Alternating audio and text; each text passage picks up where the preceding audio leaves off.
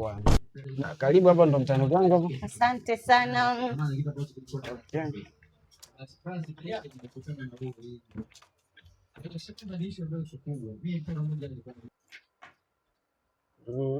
Vipi lakini? Safi mzima.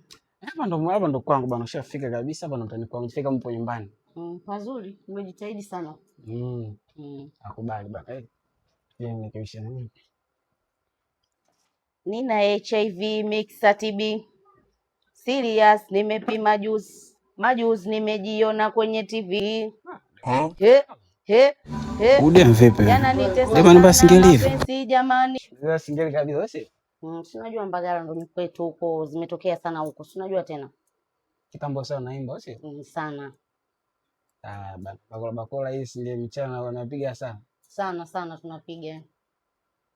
Nakubali sana. Kwa sababu mtu njaa inauma. Njaa inagonga. Sana.